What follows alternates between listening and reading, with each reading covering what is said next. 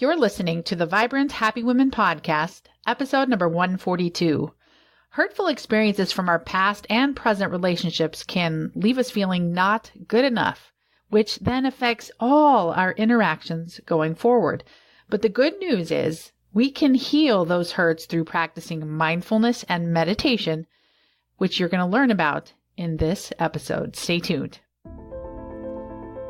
Hi, I'm Dr. Jen Riday, former burned-out mom of 6 turned happiness whisperer. And I'm here to help you get off that hamster wheel and make time for yourself without the guilt, so you can live a balanced, calm, heart-centered life. With over 2.5 million downloads, this is the Vibrant Happy Women podcast. Hey there, welcome back to Vibrant Happy Women. I'm Dr. Jen Riday, your host, and I am thrilled that you're here, that you're taking time for you, that you're setting aside your laundry and dishes and cooking and cleaning and whatever your boss wants from you or your kids or your spouse, and you're just doing something to fuel your spirit and fill your soul. Thank you so much for listening. Last week, I spoke with Lisa and Scott McGrath all about finding joy and letting that joy be infectious, celebrating that joy in your families. And today, we have another great episode with my friend Danielle Mendoza, all about past hurts affecting how we interpret our lives. Danielle struggled with feelings of abandonment when she was growing up, and it has influenced her relationships today. However, she figured out a way to heal her heart, and that has something to do with mindfulness and meditation, but her own unique spin on it. So stay tuned. We're going to talk about that in just a moment. But first, I want to ask you, have you watched the first and second videos of the How to Love Yourself video series? It's a free workshop I created for you guys. If you've listened to this podcast before, you know that loving yourself is the foundation of all good things. It's the foundation of a healthy body and a healthy marriage and healthy relationships with your kids and living your purpose. Because if you don't love yourself, you can't have those healthy boundaries where you can say no to some things and create space for that more powerful yes. If you don't love yourself, then it's hard to show up in your relationship in this energy of authenticity and giving rather than being needy for approval. If you don't love yourself, then you won't have that courage to go live your purpose if you're always seeking approval from everyone around you. So self-love is truly the foundation of living your happiest life. Well, you need to watch this video workshop, How to Love Yourself. I really put my heart and soul into helping you learn a few things, including why it's essential that you love yourself, the first step on a journey of self-love, which is all about intuition, and the BOLD meditation method, BOLD, that stands for something. And then coming soon is another video with the blueprint, the entire Heal Your Heart self-love journey, all those steps. So if you want to get your hands on those free PDFs and watch that workshop, sign up now at jenriday.com/loveyourself. jenriday.com/loveyourself. I can't wait for you to hear from Danielle Mendoza, my friend, who is talking about fear of abandonment and how mindfulness and meditation and listening to intuition have helped her to combat that and enjoy healthier relationships today. So without further ado, let's go ahead and slide right into this interview. My guest today is Danielle Mendoza, and she's a certified life coach and founder of Be Myself Now, where she helps teens feel confident and happy by reducing anxiety, improving focus, and boosting self-esteem through mindful awareness. I love mindfulness. When she's not homeschooling her 2 kids, Ella and Jack, you can find Danielle painting, doing yoga, creating in the kitchen, reading, or doing something fun with her husband. All the same things. Danielle, you should live by me and we'll be friends. She and her family currently live with their loving cats in the Bay Area of California. Now, Danielle, I'm going to go right there, the loving cat story. Let's just start right there about the cats, because it's so awesome. It just shows who you really are. Yeah, I love to rescue cats. So every couple of years, we'll rescue like a litter of kittens, and we always like to keep the best ones and we rehome the rest. And it's hard to get rid of them always, but the more that we rehome, the more we can rescue later. So we're always reminding ourselves of that. But I just absolutely adore the ones that we have. So they've really been handpicked. So do you call yourself a crazy cat lady, or is that just in my head? No, just Oh kidding. yeah, I'm a total crazy cat lady. I'm crazy for cats. And my husband even is like, I can't believe it, because I talk to my cat. I can get him to lay down when I want him to, or he No can high way. five for treats. Like What? it's we totally communicate. It's on another level. What? How do you train a cat to do things like that? Well, this cat, he's a Maine Coon, and Maine Coons are really, really smart. So they have that kind of ability. And just like all animals, they're driven by food. So I just keep the treats coming and they learn what to do to get the treats. And teenage boys, same thing. They're driven by food. That's so true. Even my 6-year-old is pretty driven by food these days. He's not much different. Well, anyway, Danielle, let's go to your favorite quote and then hear your story. Yeah, my favorite quote is at this time, I guess. There's always so many, but I love, "You cannot spend your life avoiding things that are not actually happening, or everything will become negative." And that's from Michael A. Singer from his book, The Untethered Soul. And I just love it. He has this analogy about a thorn in your arm. And if you cover the thorn with an apparatus to keep from touching it, it can change your life in the way that you end up building your whole life around not touching this thorn. Whereas if you would just address the thorn in the first place and remove it and handle it, your life would be free to be whatever you want it to be. And we do the same thing with our internal hurts. Wow. You just kind of gave me my maybe all-time favorite quote, address the thorn, right? So how did you have to do that in your life? Because I know that's where we're going to go, and we all have a thorn to address. So let's hear about yours.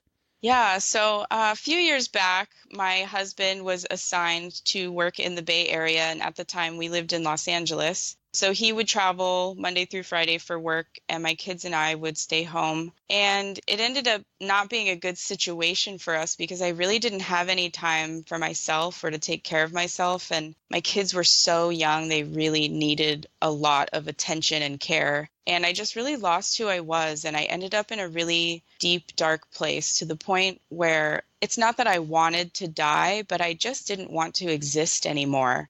I just felt like it was too hard and that I was becoming a burden on everyone else around me, on, damaging my kids with my own struggles with depression and anxiety, not being a good enough wife for my husband, not being a good enough family member, just all of those thoughts and feelings were happening. And I was really overwhelmed. And I was asking my husband, should I leave? Ooh. Should I go? Would this be better for everyone? Because it's not that I wanted to leave my family, but I love them enough that if it really was logically better for them, I was willing to do that. Wow. And that was really upsetting, just to my own self to feel that way. It was really, really hard. And my husband panicked, rightfully so. I don't blame him for that. But he was really worried that I was going to leave, that he was going to come home one Friday and I would just be gone. And he would have to pick up the pieces of life with the kids after having, a stay-at-home mom for a wife and figuring all that out. So where were you going to go, Danielle? Do you know? I had no idea.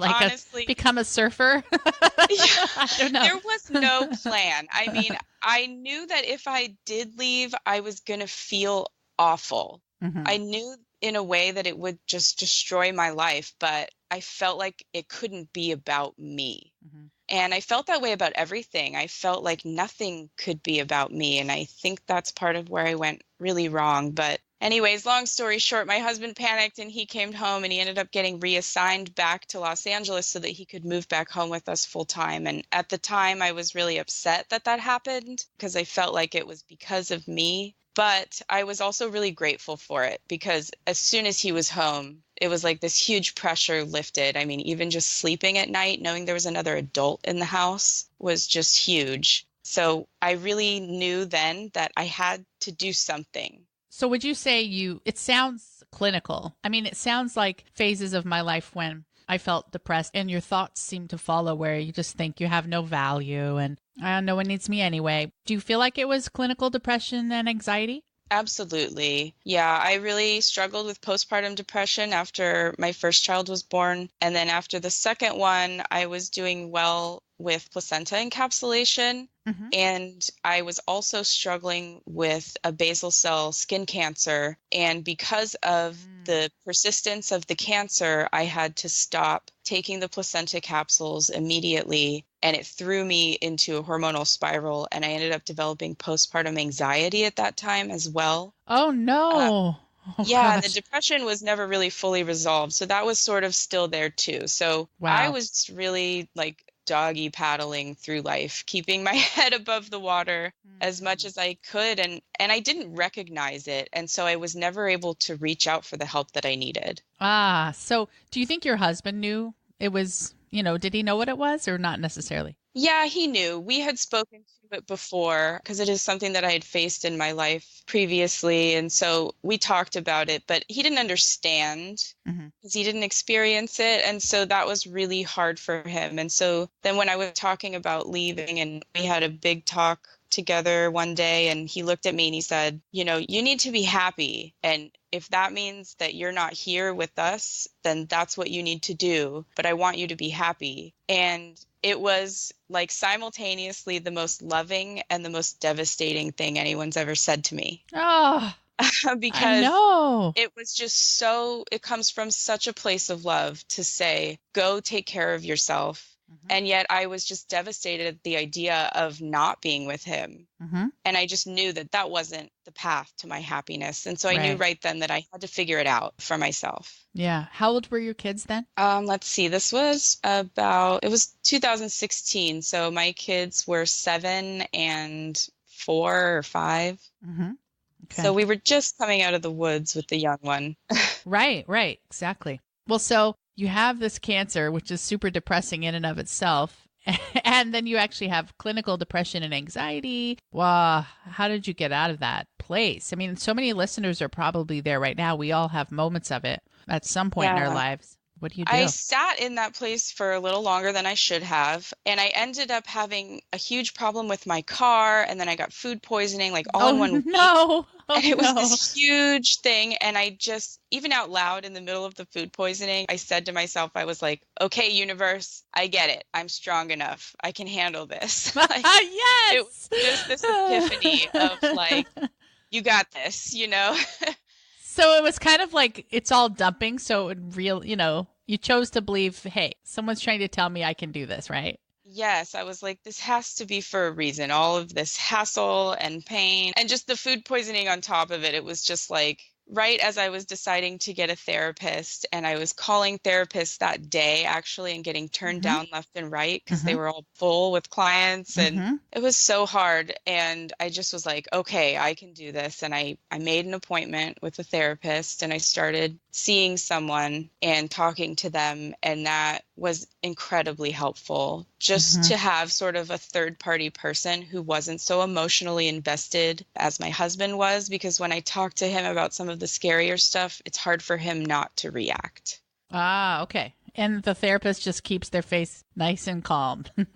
Yeah, and they're not thinking like, am I going to have to take care of the kids? What's the plan for next week when you can't Yeah. get out of bed? Or, all of those things, that the baggage that sort of comes with the depression and stuff. Right. So that was a huge turning point, getting in with a therapist and starting that talk therapy. Mm-hmm. And were you on a medication or you weren't allowed to be because of the cancer? Or no, you'd stopped your placenta encapsulation, which gives you Yeah, good hormones, right?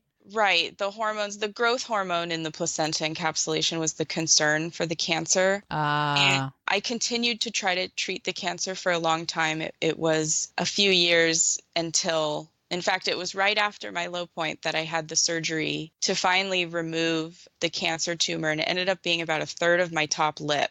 Uh-huh. So on top of all of this, then I was like sort of losing a physical piece of myself. Ah. And I've never been a very vain person, but I like my smile. Mhm. And, it was like, what's going to happen with this surgery? There was a chance that it could be bad enough that they would have to like remove part of my bottom lip to create a new top lip. Like, it was just really, really scary and overwhelming. But I had an amazing surgeon and he did a wonderful job. You can barely see my scar today. He was able to get it all without making a new lip. And I actually have pretty much all of my nerve function and feeling, which is amazing. Lucky. Facial surgery. Yeah. Yeah. I mean, when I met you, I couldn't tell anything different about your lips. So it obviously was really good. Yeah, living in the land of movie stars at the time was definitely a good place to be. There's some really top-notch Of there, course. so. Of course. Lucky. Well, so you started talking to a therapist and I suppose you talked about, your emotions with the cancer and everything, but how did it progress talking to your therapist and what did life look like? Yeah, I mean, I really started talking to my therapist about my relationship with my children because that was really devastating to me. I felt so much love for them and yet I questioned it all the time and like the validity of it. And again, it was just the depression speaking, but I wasn't able to sort that out. So she really helped me to sort through, those thoughts and feelings and kind of taking some space from that. And at the same time, I started meditating and that made a huge difference for me. So tell us more about why meditation was helpful for you. Yeah, so I wasn't really sure if meditation would even help. So I just downloaded this Headspace app and I figured I would give it a try. And it had some really good little animations to kind of explain the meditation to you and like how it works. And when I first sat to meditate, I couldn't meditate for more than 2 or 3 minutes. I was so antsy. I had so much on my mind. I was like, felt like I had a million things to do, but I stuck with it. And it really helped me reduce that sort of antsy feeling and get to a place of calm where I could focus and be present with what was happening in my life at that moment. And, later I discovered sort of that word mindfulness and I was like, okay, so that's what that really means. And I was able to sort of put those two together. So they say anxiety is when you're too focused in the future and depression is when you're too focused in the past. And I don't know if there's full truth to those, but probably some truth. So how does mindfulness feel to you if you were to describe it? Maybe even just close your eyes so we can get the sense of it. But what does it feel to be present, truly? That's what mindfulness is, right? Yeah, definitely. Mindfulness is just that present awareness. And when I'm presently aware, I can sort of feel the space around me with my body. At the same time, I can take in things visually sort of in a greater frame. Like I'm not as narrowly focused as I am when I'm running through those thoughts in my head. And it's just quieter. I'm able to just sort of see the beauty in whatever is around me at the moment, even if what's happening is not that great, even if it's kind of a bad situation. It just gives me the chance to like find something that's nice. So mindfulness is present awareness. And then it sounds like you're also adding a bit of gratitude to it, loving what you see. Is that accurate? Absolutely. Yeah. I think that present awareness opens you up to that gratitude. You're not so closed off. You can, you have that quietness of mind to tap into, the miracles in your life. So how did that meditation practice affect your mood? It put me more in control, which was one of my biggest problems with being with the kids 24/7 was I would just lose control. I would just be so frustrated or upset. And, I was a yeller. I'm still kind of a yeller. I'm not going to lie. I yell. I'm kind of a loud person in general.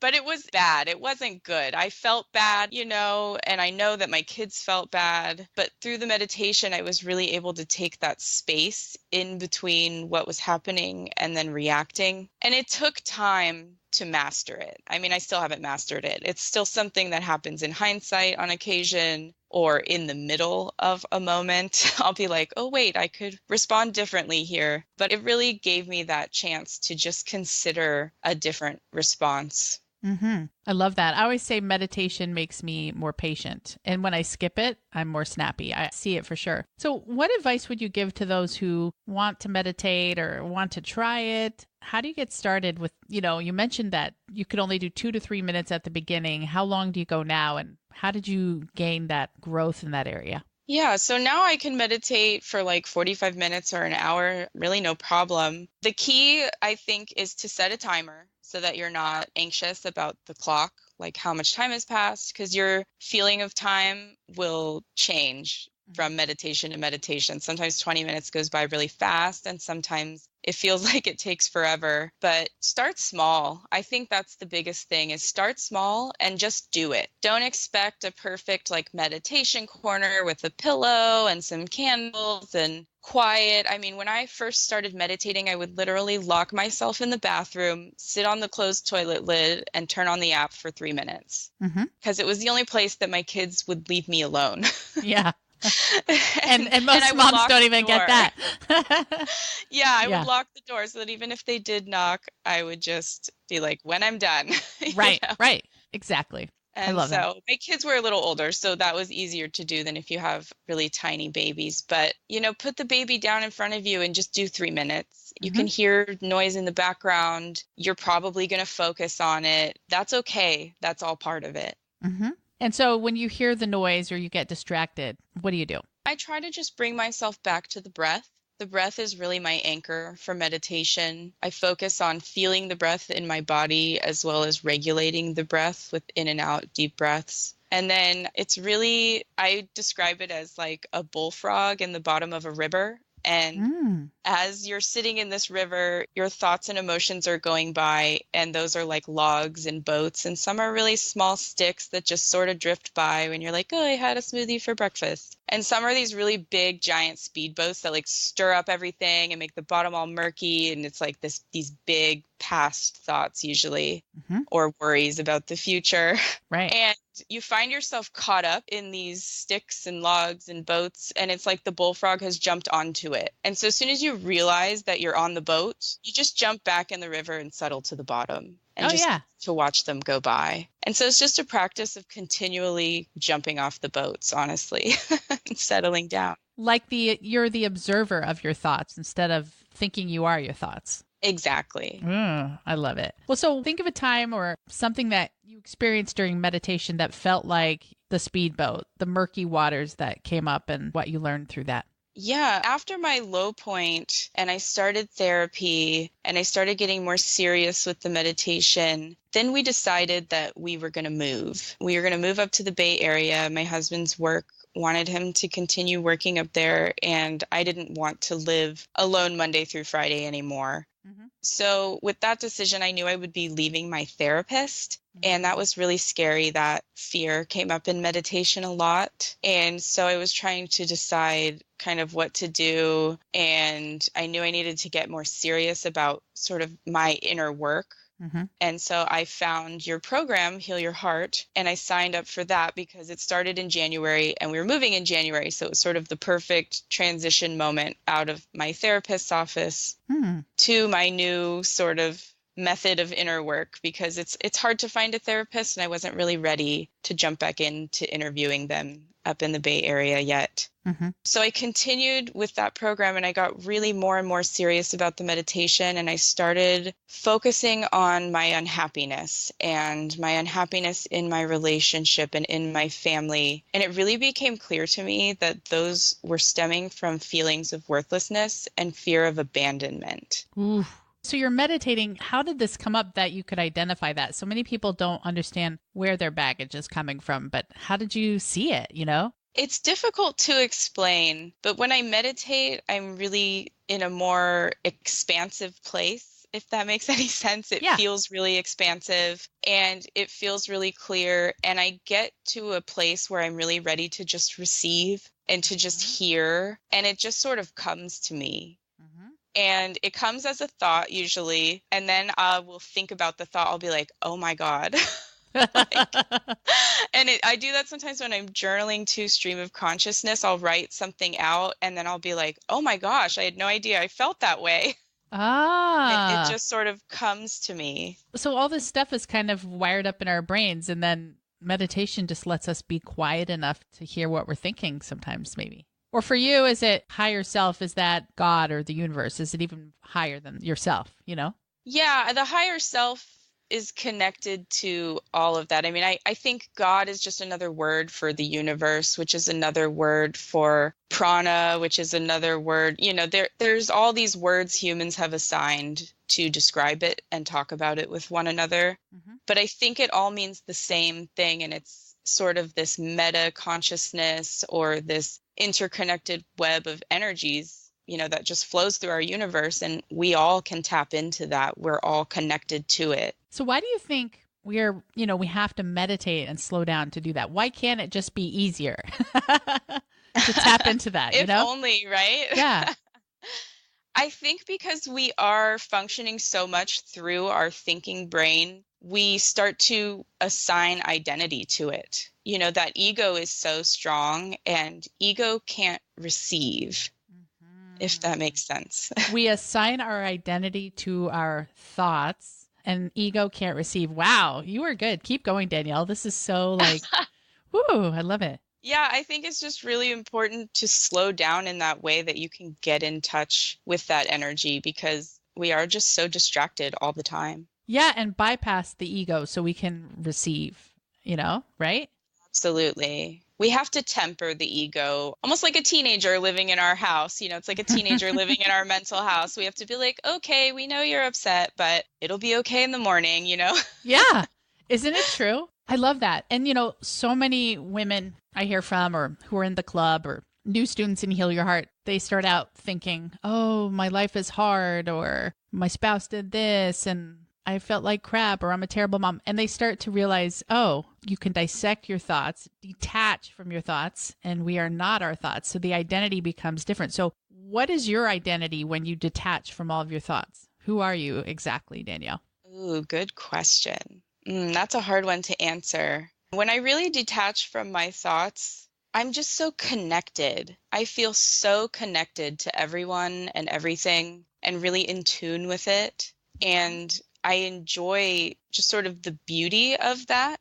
It feels so loving and open. And when I'm caught up in my ego and my thoughts and my emotions, and I'm identifying with them, and I'm not taking that time to be separate, I'm not experiencing any of that. I'm just completely closed off. I agree. That's exactly my experience. When you were talking about that connection to when you're tapped into your higher self, God, universe, prana, that interconnected web of energy that flows through us, I also find that very, very healing. And that's the experience I have. But how has that energy and that continued connection to that force or God or whatever you want to call it helped you to heal from your past experiences? That's a good question. I'm still in the process of all of that, of course. I think it's a lifelong process, healing through those energies. But it's just really given me the opportunity to see that I am connected, and that there is so much more available to me than I ever thought. And it's given me this opportunity to step into my highest self.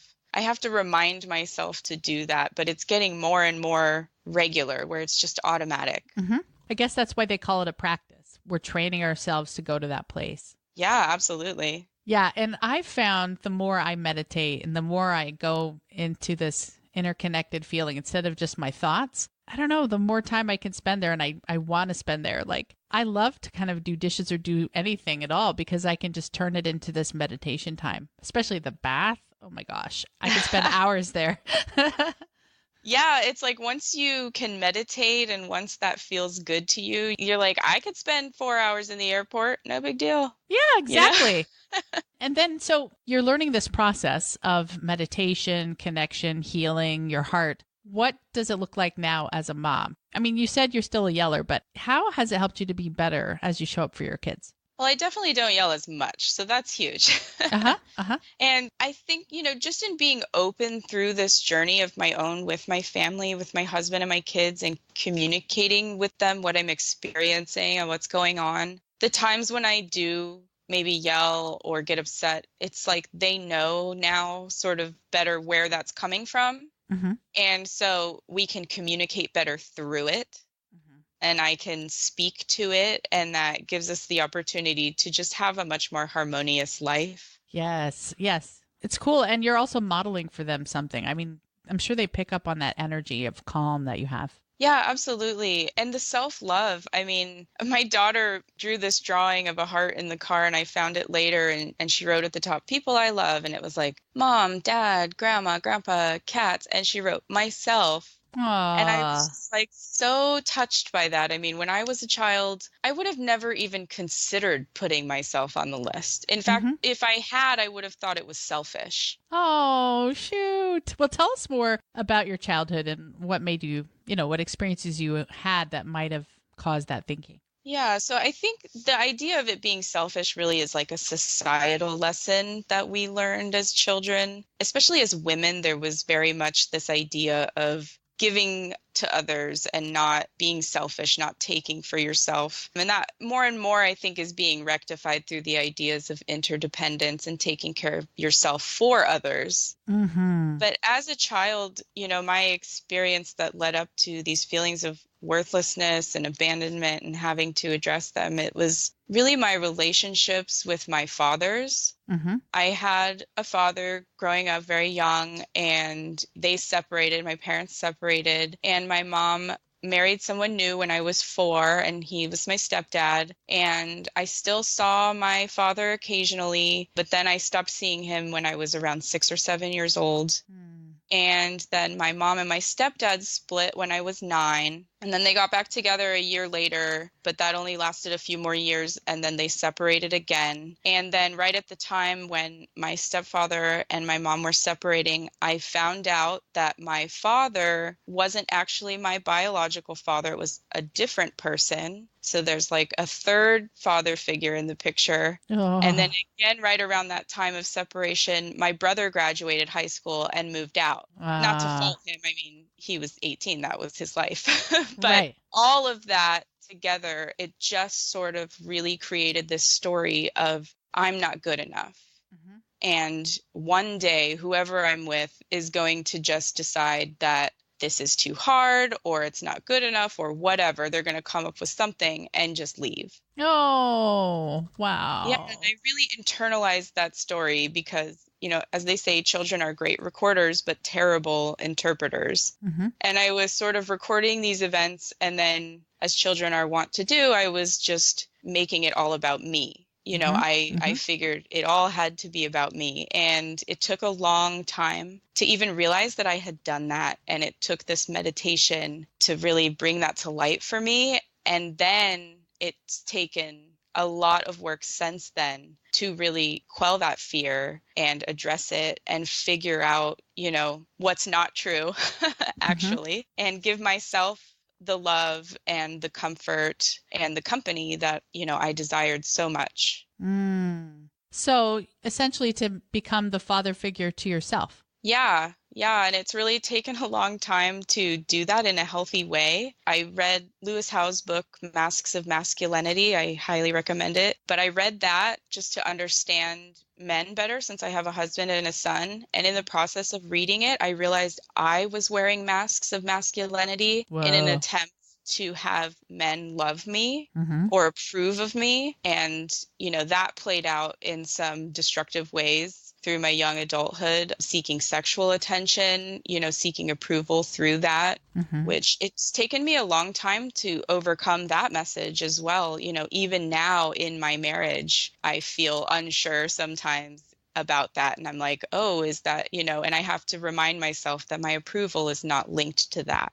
Ah, yeah. So growing up in high school, you felt not good enough and that, men in your life or love, partner, whatever, a future partner would just leave. And then it just sounds like almost too much to dissect. So meditation is what helped or what else, or maybe you're still dissecting it. It's just, because everyone listening has a story like that. I mean, for sure. I'll just add a little caveat that interestingly, in my mom's side, farmers, women, I guess, just weren't really valued coming down that pipe because even 20 years ago, well, when my grandpa died, I don't know how many years ago it was, he left half of his land to his son and the other half was split between the 3 girls. I mean, what kind of a message is that? So these messages, I know that everyone listening has some message about their worth that came down either related to gender or experiences like yours when a parent might have left or something traumatic might have happened. So yeah, I mean, tell us how that kind of stuff gets dissected.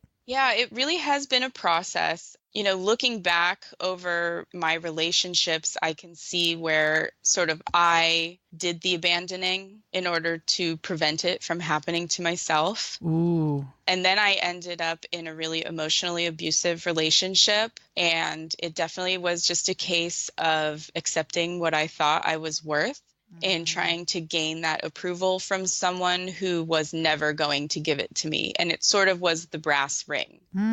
If I could get approval from that person, that was like the penultimate approval. So that really came to a head when we had a huge fight for like the millionth time, and I was crying, and I was just like, what can I do, to be good enough for you? And he looked at me and he said, you'll never be good enough for me. Oh no, he didn't say that. Oh my gosh. And something in me switched in that moment. And I was just like, I am worth more than this. Wow. I didn't feel like it was a lot, but I knew it was more than that.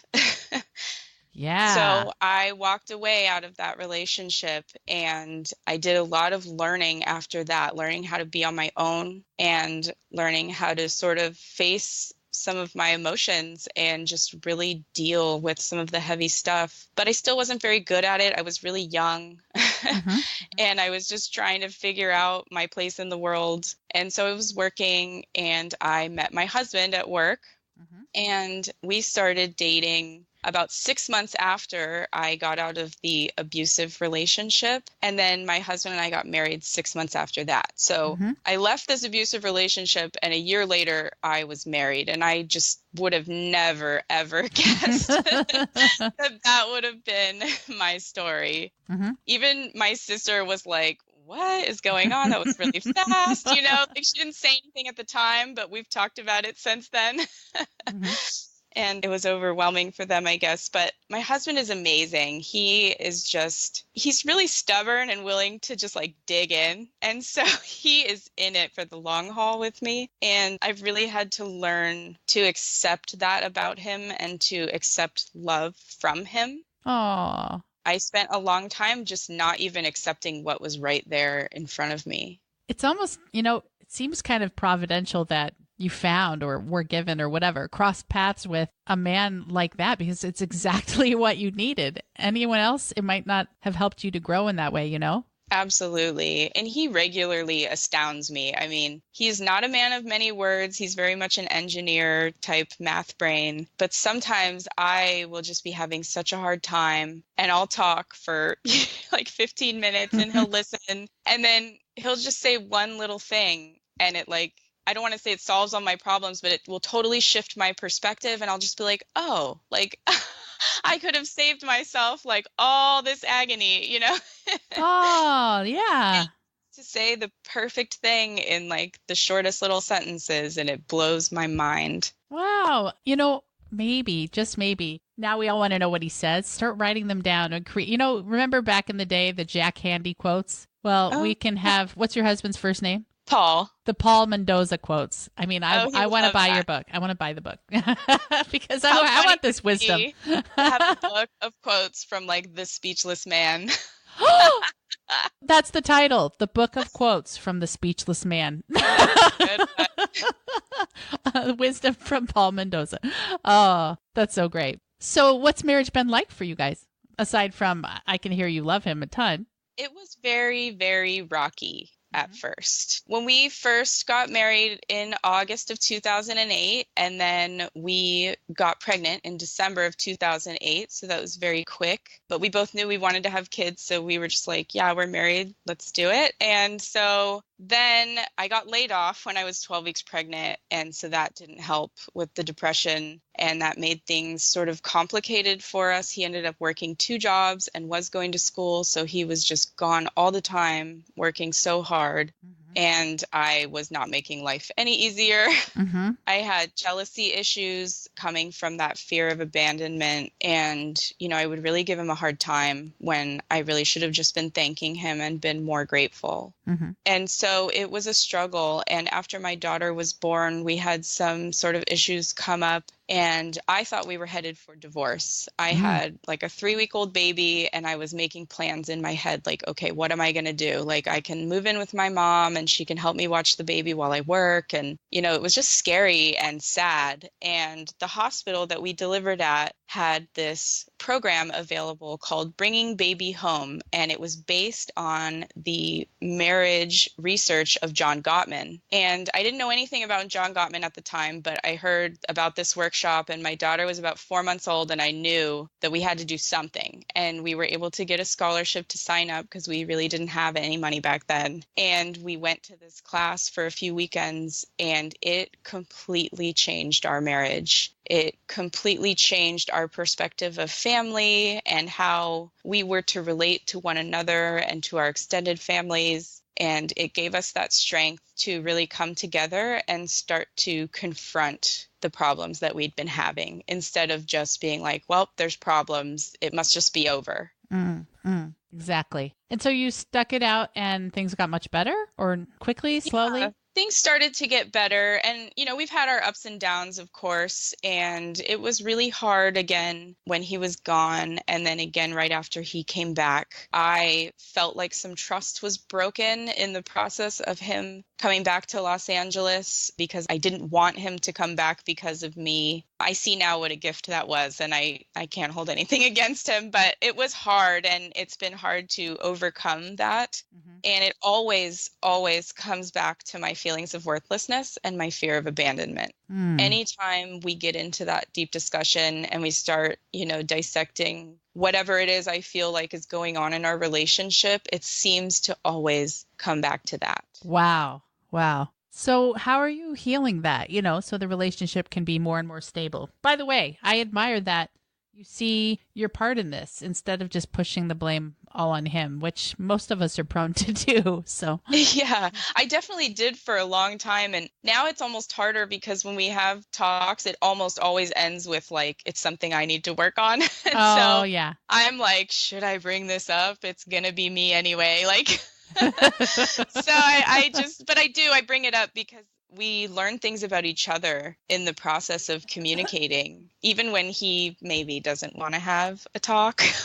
Poor guy, bless his heart. But it's great. I mean, it's great now we're able to really connect and not fight. Whereas before it was more fighting. We still fought after that workshop. Sometimes like say mean things or, I don't know, just make blame. That's the biggest thing is just blaming the other person for what's going on and then getting defensive. Yeah, right. And that lasted for a really long time until my husband was like, you need to be happy. And if that means that you're not here, that's what we need to do. And I was like, okay, this is it. Like, I have to figure this out. And I signed up for Heal Your Heart. And I really committed to doing the lessons weekly and doing the journaling. And just, I know that I would get out of it what I put into it. So I dove in and it really paid off. And I've learned all these different tools to just sort of give myself that mindful presence because I can't get caught up in feelings of worthlessness and fear of abandonment when I'm here now and connected to that meta energy or the God or universe. Would you say you love yourself now? Absolutely. Yeah, it's taken a long time to get there, but now even at yoga class, when I'm in a pose and I come up and look at myself in the mirror, I smile sort of uncontrollably. Wow, that's really good. Before.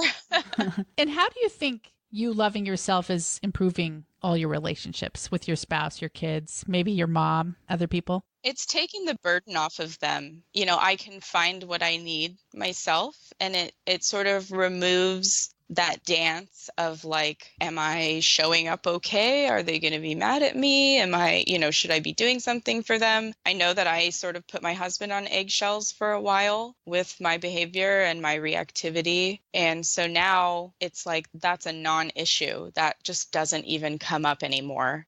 And we know that we can say things to each other and talk about it. And we might get emotional, but we're much better control of that and just expressing through our emotions instead of letting the emotion take over. Yeah. Kind of like giving up victim thinking that everyone else, if they only change, then we could be happy. But just acknowledging, oh, I am 100% in control of this. I can work on anything, especially through that connectedness you keep mentioning. Absolutely. Yeah, it's kind of funny, but it helps me to remind myself of like maybe someone like a prisoner of war who's like trapped in a cage and not like no good food, no warmth. And there are people who've existed in that condition who have found gratitude and beauty and appreciation for life. So if they can find it, I can find it. Ooh, isn't that the truth? Comparing prisoners of war with moms, there's so much truth there. I mean, not to discount the prisoner of war experience. And you know what? I can say that because a few weeks ago, I interviewed Nicole Crawford, who actually had a lot of war trauma. And she said being a stay-at-home mom was harder. So we have someone who can really say it. Yeah, I don't like the idea of like someone else has it worse than you, buck up. But I do like the idea of really empathizing with that person and saying like, okay, if they can get it going on, I can get it going on. Mm-hmm. Exactly. Empowerment, taking your power back instead of expecting others to make all the changes, which it makes you powerless because they often don't do it, right? Never. Yeah. Why would they? Why should they? Mm-hmm. Exactly. Well, Danielle, I love your story and I love how confident and, you know, smiling at yourself in a mirror at yoga, you have arrived, in my opinion. So well done. But I want to come back and talk more about some of your favorite things and some of the other lessons you're learning now and what you're doing with your life now after a quick break from our sponsor. Do you have a family member who's always telling the best stories? Like the one about the first neighborhood TV or the boat trip across the Atlantic or that hilarious college prank? Well, Storyworth helps you preserve those stories for future generations. And I really, really love this concept. Storyworth makes it easy. They'll send a prompt to your loved one each week, and they can either type it back or record it over the phone. All you have to do is purchase a subscription for someone you love, and every week they'll be adding a little bit to their story. Then, after a year, the stories are bound into a beautiful keepsake book with up to 500 pages. I'm gifting a Storyworth subscription to my husband. He has always really valued his grandfather's family history that he typed up. But with 6 kids, my husband doesn't have a lot of time, so I'm really excited for him to have the chance to receive that email and get to answer a different question every week. I'm really looking forward to reading my husband's thoughts about being a dad and his travels throughout Africa when he was younger and what it was like to grow up in Switzerland. It's going to be a lot of fun for our kids to read as well. If you'd like to give Storyworth to someone for a gift this year, you can get $20 off your order by going to storyworth.com/happywomen when you subscribe. Again, that's storyworth.com/happywomen for $20 off your order. An estimated 1.6 million adults will be diagnosed with cancer this year. If you or someone you love has received a cancer diagnosis, there's a resource for you and your loved ones where you can find support, encouragement, and inspiration during these hard times. Reverend Percy McRae and his co-host, Wayne Shepherd, share practical ways to find health, hope, and inspiration along life's journey in their weekly podcast titled Health, Hope, and Inspiration. Health, Hope, and Inspiration will potentially help you find strength and answer your questions about cancer prevention, treatment, and overall healthy living. Every program is filled with info and interviews that will encourage your heart, educate your mind, strengthen your body, build your faith, and give you hope. Reverend McRae interviews oncology professionals, nutritionists, clinicians, caregivers, and many others who give insight and practical tips to help those affected by cancer. Visit hhipodcast.com today to subscribe to Health, Hope, and Inspiration, and you'll receive 3 free downloads: cancer-fighting recipes, reducing your risk for cancer, and 4 things every cancer patient must do.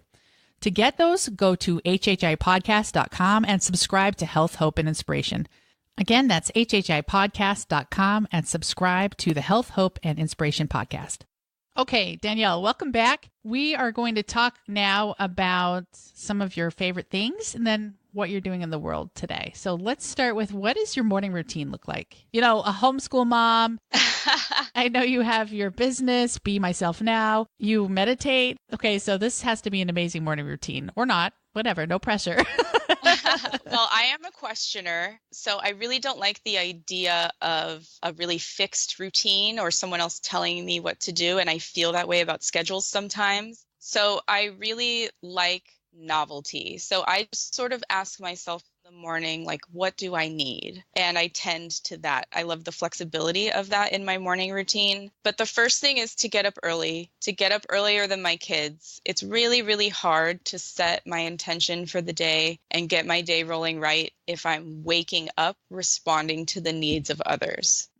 So I like to get up early, and then I usually make a cup of coffee and feed my cats so they don't meow and wake up the kids. And then I go downstairs. We have a little downstairs laundry room area. I call it my apartment. It is off limits to the family unless they're invited, and it has a little bathroom and a desk, and my studio is down there. So I like to go down there to be alone and meditate and do some yoga. I made the commitment to myself to do at least 5 minutes of yoga every day. It's not hard to do 5 minutes, so I do that. And usually once I get started, I just keep going. It's like that momentum thing. So I do that, and then sometimes I'll do a little reading, and then I hear my kids are waking up, so I'll go upstairs and get them started with breakfast and just get their morning started nicely. And then I tend to whatever they need for school, and I help get them set up. And then I take an hour at a time to go downstairs and work on my business throughout the day in between their schooling. And by the afternoon, we're usually all finished. And if I don't have any clients, we'll go to the park, or I call them field trips. We just go somewhere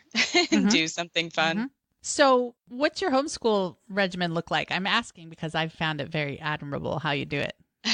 Well, I set up a daily accountability board for the kids so they can keep track of what they're doing, because I really feel like autonomy in education is key. It helps inspire that excitement. And so we came up with what they're going to do together when we first created it. And their board includes things like doing yoga, getting ready for the day, because kids are still learning sort of the routines of all of that. And then they have centers that they can choose from. Those include things like Spanish and art and science and Minecraft. I let them build in Minecraft, all different things. They practice a skill every day for 20 minutes, and they do music every day for 10 minutes. So it's just sort of a free-for-all, and they can go in any order. And then I will give them lessons about their more like academic stuff every couple of days. They don't love to sit. And I think one of the biggest follies that homeschoolers have is they try to recreate school at home, and homeschooling is just something different. So I try to really take a loose approach and let the kids lead. That's awesome. And so your kids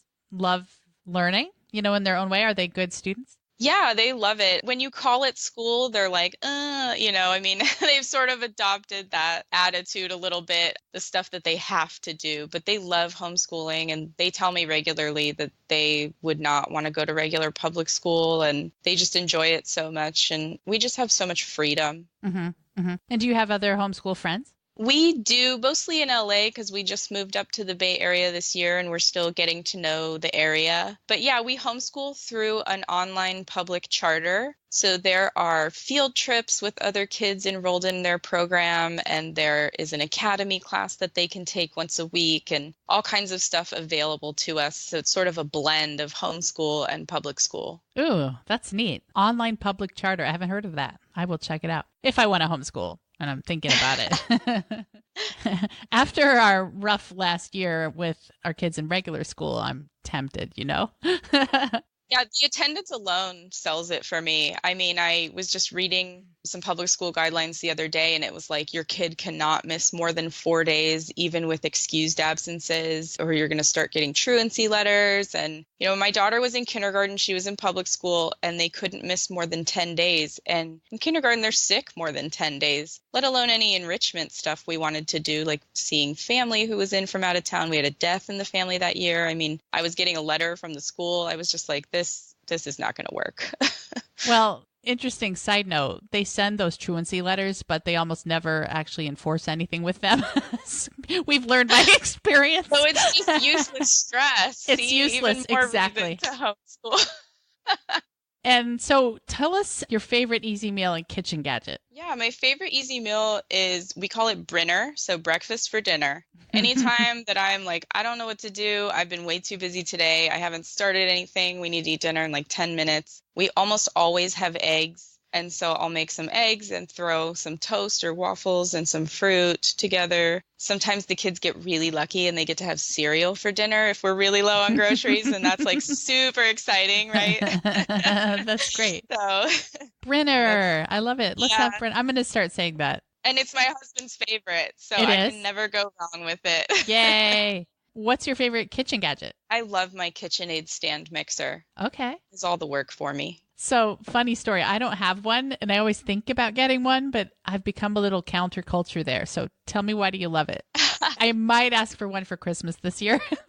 I bake a lot. Uh-huh. I bake a lot, and it's hard to like cream butter and sugar together. You know, it takes some muscle. And at Christmas time, we like to bake for the homeless. So we're typically baking like 500 cookies at a time. Wow. And it's a lot to stand there and do that. And like cakes need to be whipped for a really long time. Mm-hmm. Kneading dough, it has this dough hook, so it can knead the dough for me. But I know you don't make bread anymore, so that's probably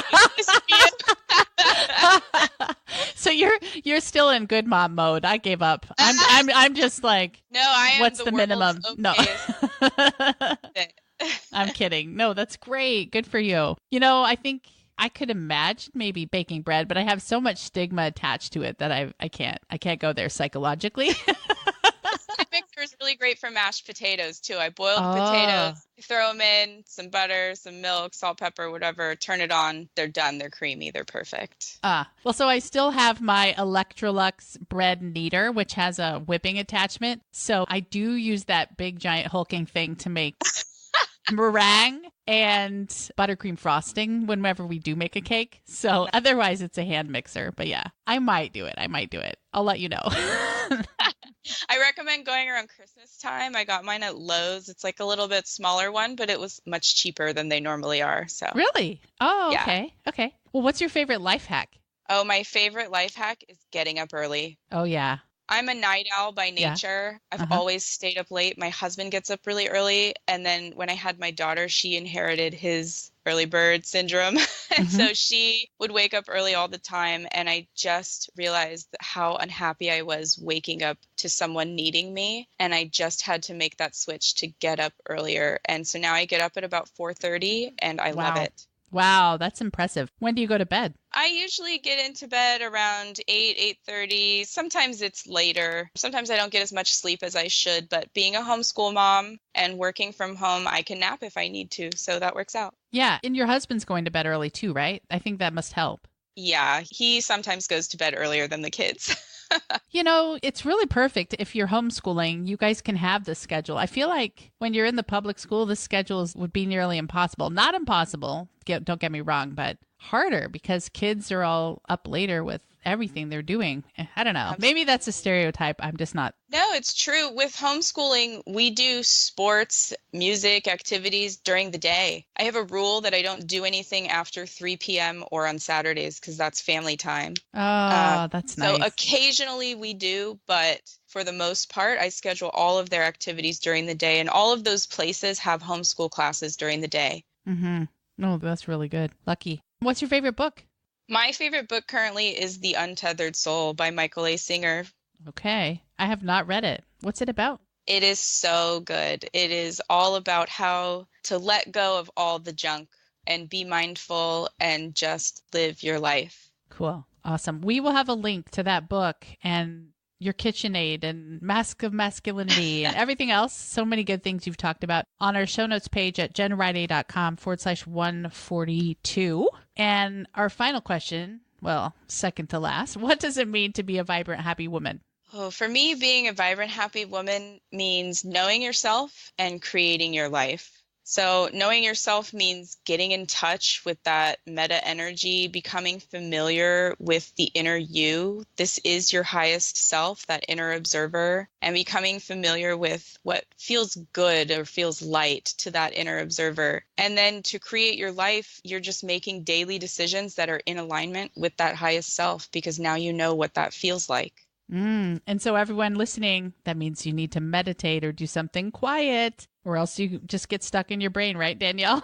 Absolutely. And also, I want to add, for those of you who feel guilty taking that time for yourself, well, let's let you answer that, Danielle. How do you justify it? You know, what do you say? What's your self-talk around taking this time for yourself? I feel guilty when I don't take the time for myself, because if I don't take that time, I can't show up for others in the way that they need me to. I'll be too caught up in my own stuff to really, offer my kids a good mom or offer my husband a present and happy wife. And yeah, it's so necessary that you can't feel guilty about it. You just have to celebrate it. And it doesn't take very much. I feel like initially it takes a little more because we have to heal so much. But once we've sort of done that and we come over the hump of that hill, it's like it doesn't take very much to really just get to that calm place and get back to yourself. So it's not something you really need to hold a lot of guilt for. Perfect. Well said. And a challenge from you to our listeners, and then we'll say goodbye. Yeah, I'd like to challenge the listeners to learn to know themselves by getting in touch with themselves like 3 times a day, doing what I call sing. So that's S, stop what you're doing. I, inhale deep and steady. So if that means you have to take a few breaths until it's deep and steady, that's what you do. N is notice what your thoughts and emotions are. Just notice what's happening inside of you. And then G is to gently respond. So whether that's to others or to yourself. Oh, I like that. Gently respond to others and yourself. Well, Danielle, I guess one last thing, and I want you to share, what are you doing online and where can people find you? Yeah, so I am connecting with teens to really help them figure this out sooner than later. As I went through this process, I realized I could have benefited so much from having these tools sooner in my life. And a lot of the people I met said the same thing. So I just want to offer, what I've got to teens, and I'm online at BeMyselfNow.com. And I teach teens how to know themselves and create their life, because I can't really tell them what to do. Every life is so different, but I can teach them how to figure that out. So tell us, a little more about the work you do with teens. I work with them to figure out, where are they stalling on creating their life? What's really standing in their way? Because for teenagers, it's very little actual stuff. They don't really have bills. They don't really have all those responsibilities of adulthood yet. And so it's very much about the inner work, and handling that sooner really prepares them to just confidently step out and have that self-efficacy and that self-esteem to take on life. So if any women listening think this might be good for their teens, where should they go? They can go to BeMyselfNow.com/free, and they can download the Mindful Life Management for Teens ebook that I wrote, and it's totally free, and they can give it to their teen, or they can even do it for themselves. I find that as teens go through this process, they want their parents to sort of start to address some of these things as well. So that's a good way to get your teen involved, is to show them that you're willing to do it too. Okay, so BeMyselfNow.com/free. Correct. Cool. Danielle, you're doing such good stuff in the world. I'm going to be waiting for, what was our book called with Paul Mendoza? The Silent Man's Guide. Silent Man. Quotes from the Silent Man. I'm going to be waiting for that. And everyone definitely check out Danielle's ebook. It's awesome. And Danielle, this was great. You're doing great things in the world. Thank you so much for being on the show. Thank you, Jen. Thanks for having me. Well, there you have it. The amazing Danielle. And I just love her. She is so soulful and real and authentic. And she talks about what's on her heart, not just what's on her mind, but what's on her heart. And I love that. I want to challenge you all to take some of her words to your hearts and listen to your intuition. Listen to that inner voice to know the right path for you, how you can heal, how you can grow, how you can live your purpose. Also, I want to remind you, don't forget to sign up for the How to Love Yourself workshop. It's a 4-part video series, and the first 2 videos are live. You can get those for free at jenriday.com/loveyourself. I will be back later this week with a happy bit. And until then, make it a vibrant, happy week. Take care. Thanks for listening to the Vibrant Happy Women podcast at www.jenriday.com.